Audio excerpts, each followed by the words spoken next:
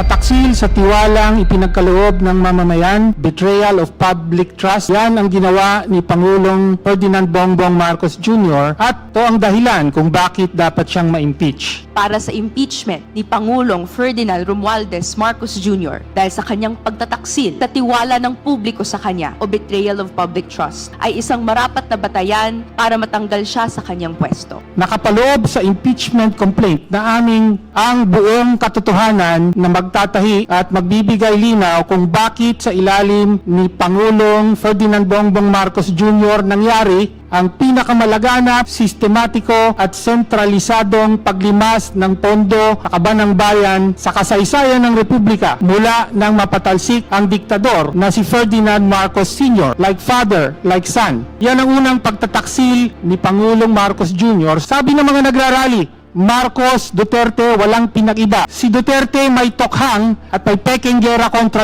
droga. Yung pala, pangunahing protektor si Duterte ng sarili niyang mga drug lord. Pangulong Marcos naman, inukhang ang bilyones na pondo ng taong bayan at naglinsad ng peking gera kontra korupsyon. Ngunit pinoprotektahan ang sarili at ang pinakamalapit niyang mga nandambong. With that, we will proceed to our impeachment proceedings. Eto na mga boss, kakapasok lang na balita. Grabe si President BBM, nagulat. Nagsimula ng impeachment trial. Binasahan na ng prosecutor. Nilabas na ang ebidensya. Base sa impormasyong nakalap natin sa social media, gustong alisin na sa pwesto si Pangulo nitong kilalang mga NPA na grupo ng Makabayan Black. Gusto na nilang patalsikin si Pangulo. Ang dami nilang inimbentong reklamo. Pero tignan natin kung lulusot kay Attorney Congresswoman Jinky Luistro, tatayo siyang prosecutor sa prosecution. Ito, panoorin natin ang impeachment trial. With that, we will proceed to our impeachment proceedings. The impeachment complaint, the first impeachment complaint filed by Attorney Andre R. De Jesus was endorsed by the Honorable Representative from Pusong Pinoy Party List, Representative Journey Jet V. Nisay. And we are recognizing Representative Nisay for his endorsement of the impeachment complaint of Attorney De Jesus. O eto, pakinggan natin yung unang pinail na impeachment kay PBBM kung ano yung mga laman, bakit gusto nilang matanggal si BBM.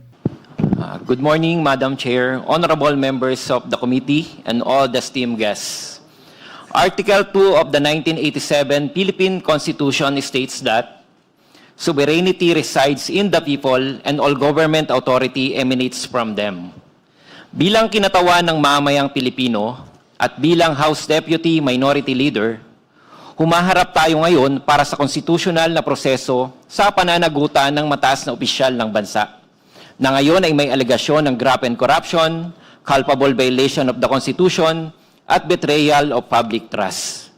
Bago po ang lahat, nais kong bigyan diin na sa magiging impeachment proceedings na ito ay maging pundasyon nawa ang tama at patas na proseso.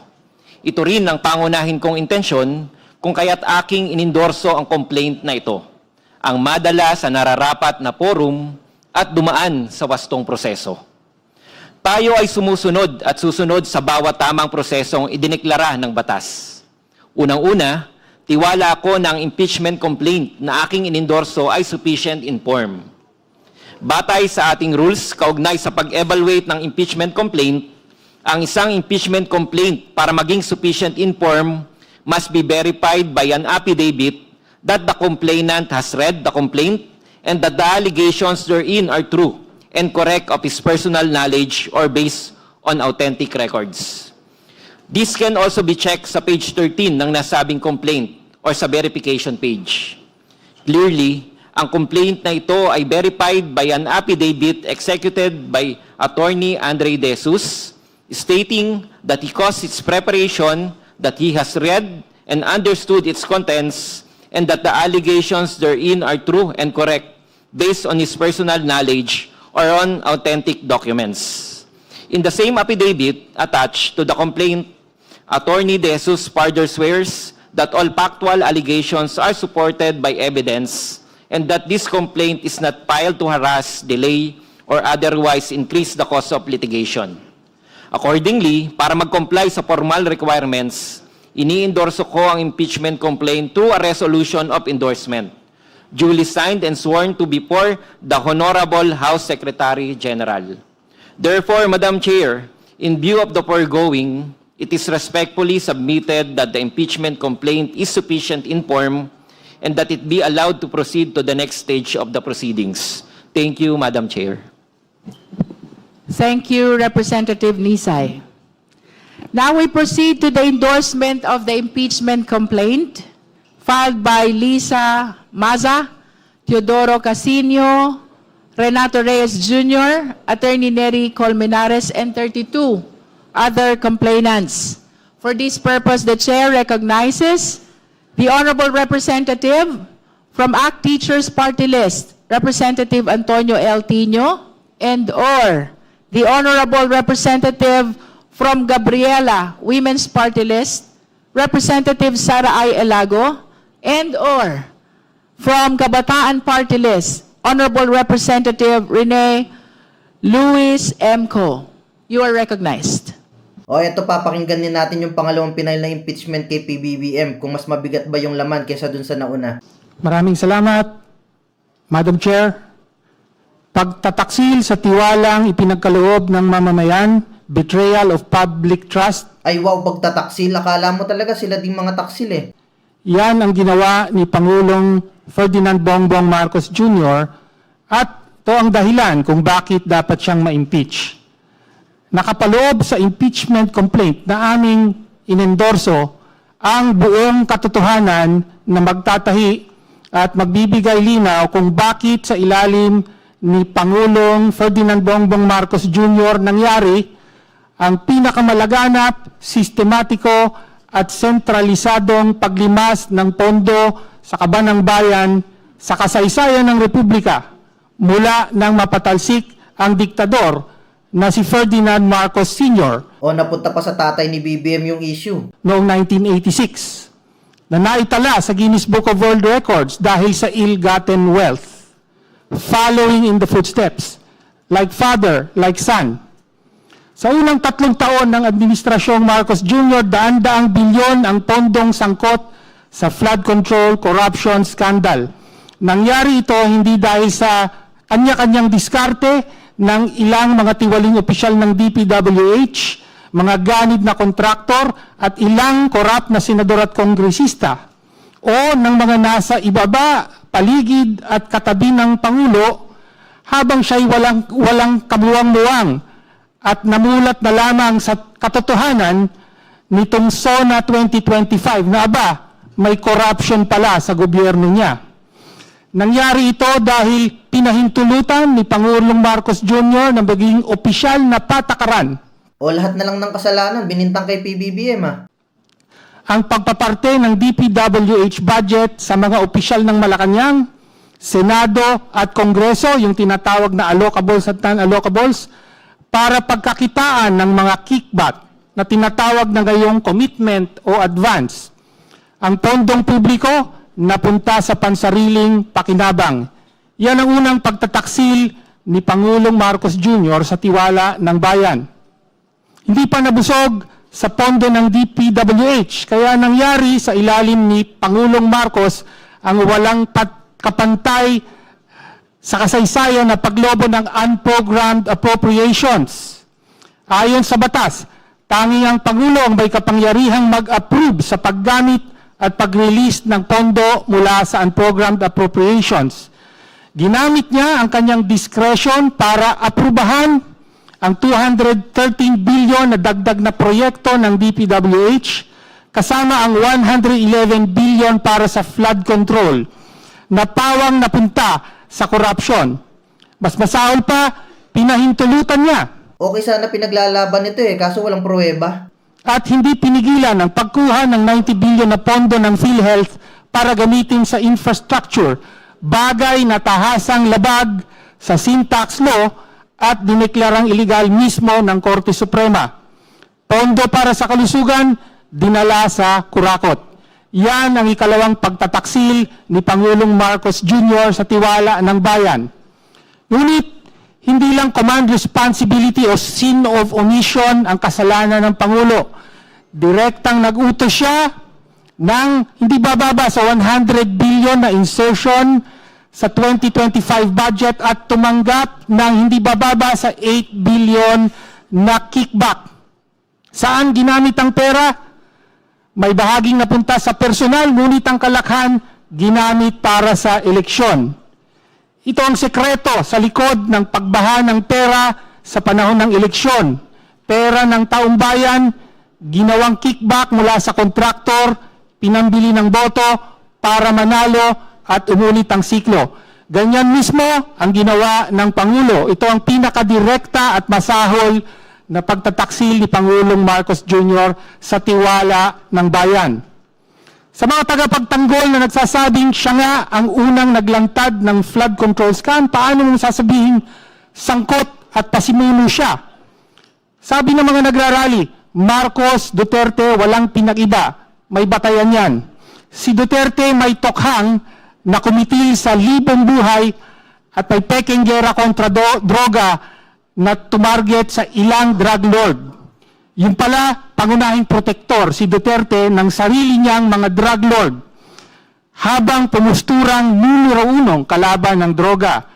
Si Pangulong Marcos naman, tinukhang ang bilyones na pondo ng taong bayan at naglunsad ng peking gera kontra korupsyon, kung saan siya ang bida, habang dinidiinan ang ilang korap, ngunit pinoprotektahan ang sarili at ang pinakamalapit niyang mga nandambong. Sufficient in form and substance ang complaint na aming inendorso. Wala tayong nakikitang dahilan para ibasura ng komiting ito sa napakaagang yugto at hindi pa abutin sa hearing. Nariyan lang sa tabi, nakatago sa publiko ang dalawang opisyal na merong mga resibo at ledger na magpapatunay sa direktang papel ng Pangulo, pagtanggap niya ng kickback at kung paano ginamit at saan napunta ang pondo. Maaari silang pasalitain sa pagtuloy-tuloy ng impeachment proceeding na ito. Tinutukoy ko sina former Executive Secretary Lucas Bersamin at Undersecretary Adrian Bersamin.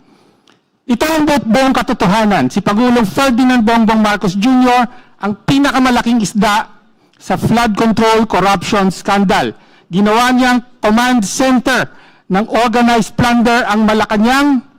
Inagaw niya ang pondo para sa kalusugan ng mamamayan, para sa kickback ng ilan at direktang nag-utos ng 100 bilyong pisong insertion para tumanggap ng kickback. Malubhang pag-abuso ito sa kapangyarihan ng pagkapangulo at pagtaksil sa tiwalang ipinagkaloob sa kanya ng mga Pilipino. Dapat siyang ma-impeach. Maraming salamat po, Madam Chair. Thank you. Honorable Sara Ilago. Sa ngalan ng Gabriela Women's Party, inendorso namin ang reklamong impeachment laban kay Pangulong Marcos, Nina Maza et al.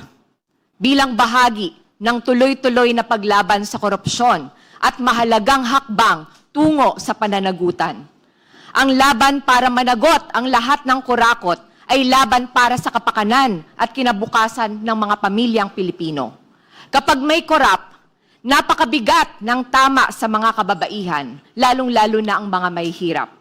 Sa mga nanay na naghahanap buhay sa gitna ng tumataas na presyo ng bilihin, sa mga babaeng manggagawang pinipiga ng kontraktualisasyon at barat na sahod, at sa mga biktima ng karahasan na pinabayaan ng isang sistemang walang hustisya.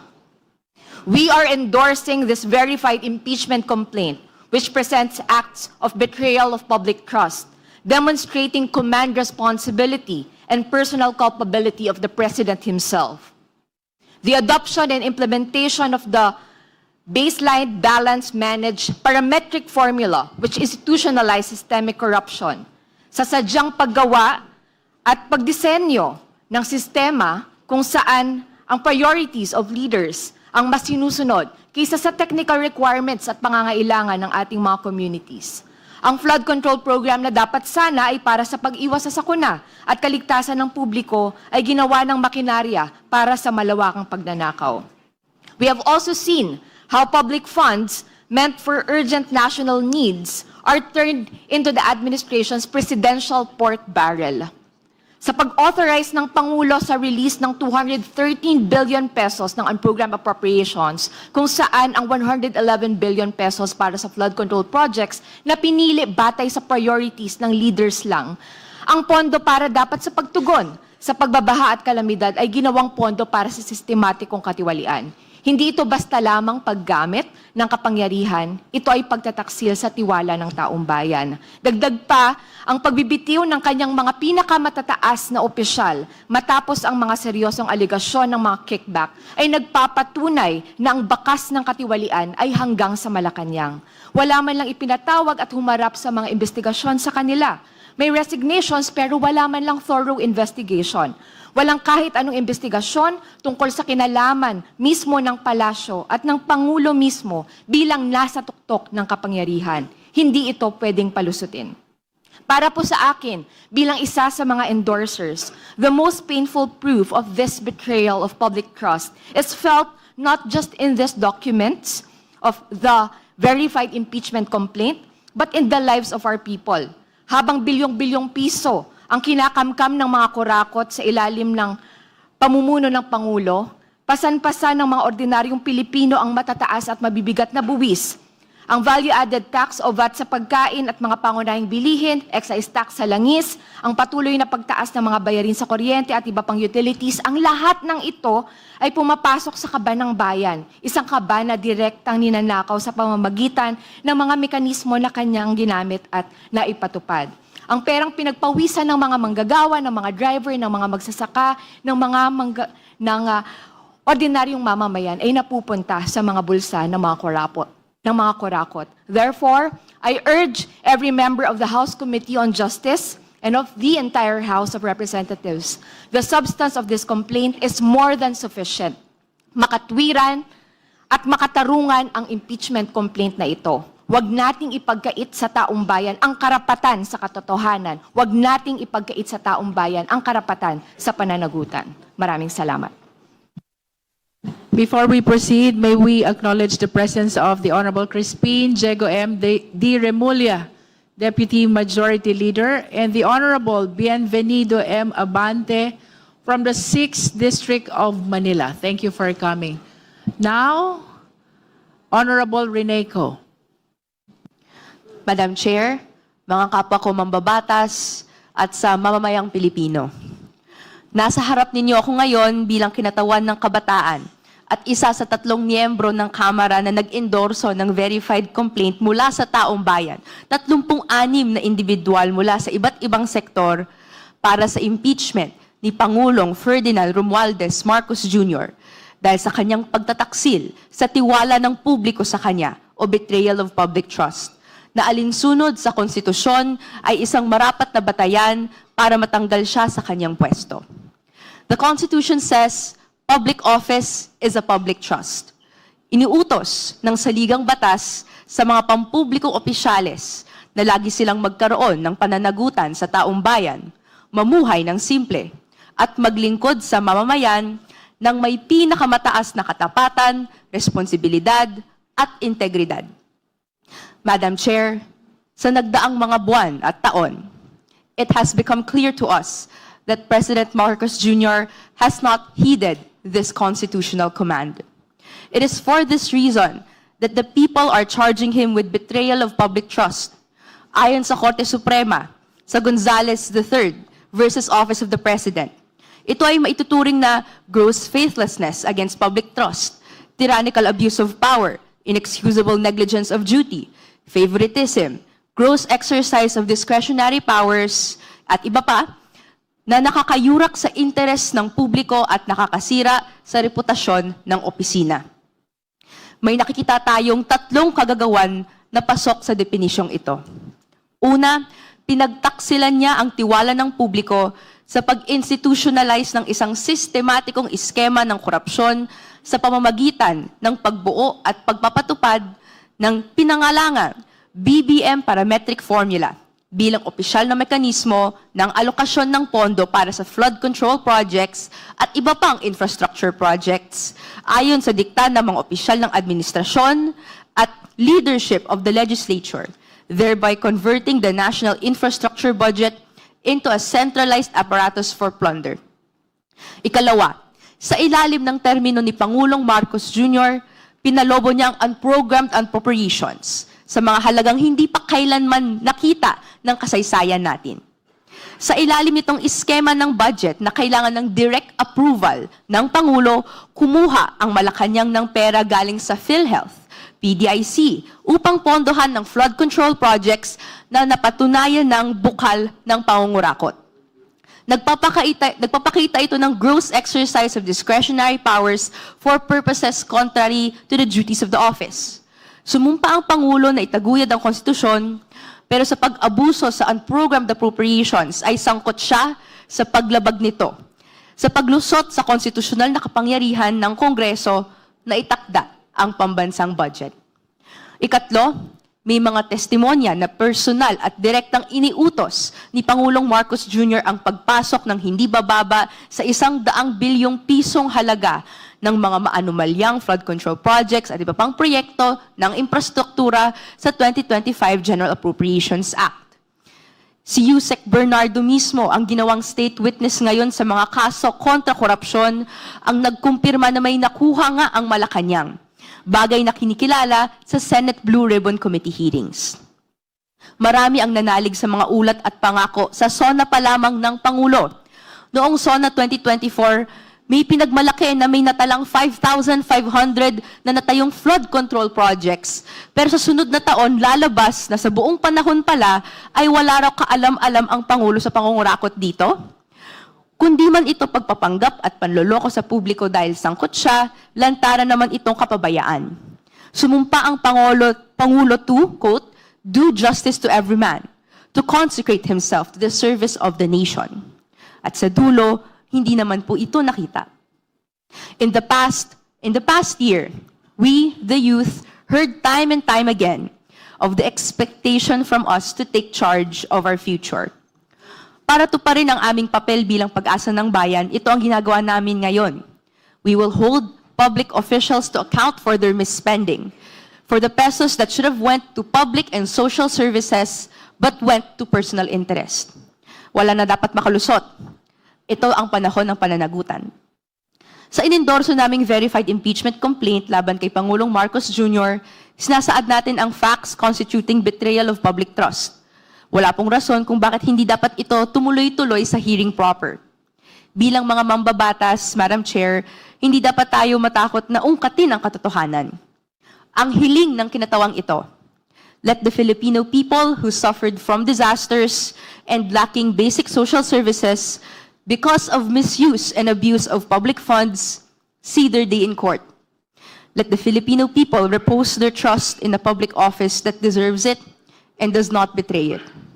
We, the Filipino youth, demand better leaders, and we deserve better leaders. Thank you, Madam Chair. Thank you.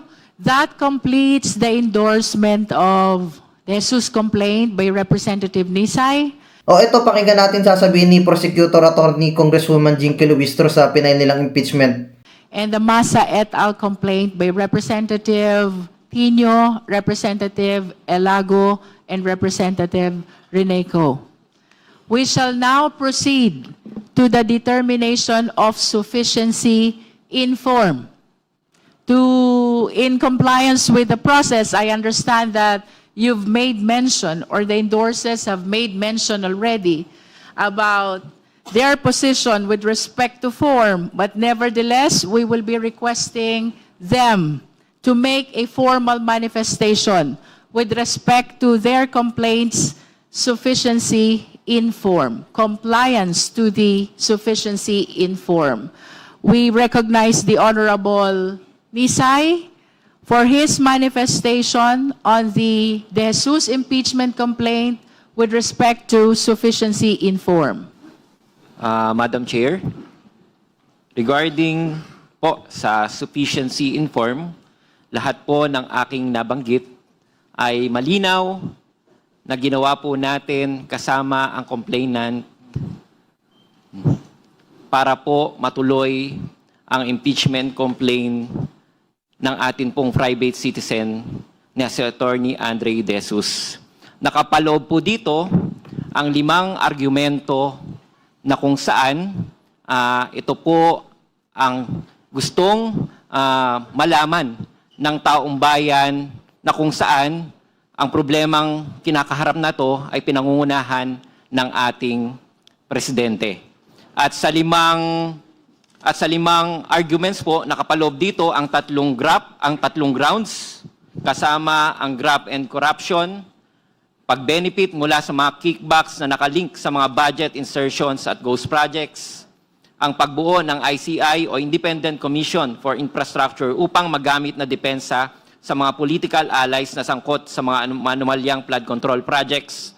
Pangalawa, ang culpable violation of the Constitution, ang pagpayag na isurrender ang dating Pangulong Rodrigo Duterte sa ICC o International Criminal Court na walang due process sa ating sariling bansa. At ang pangatlo, ang betrayal of public trust, ang hindi pagbito sa mga unprogrammed appropriations at special provisions nito sa ating mga national budget. Ang di umanong paggamit ng droga ng Pangulo at unfitness upang mamuno kasama rin po dito.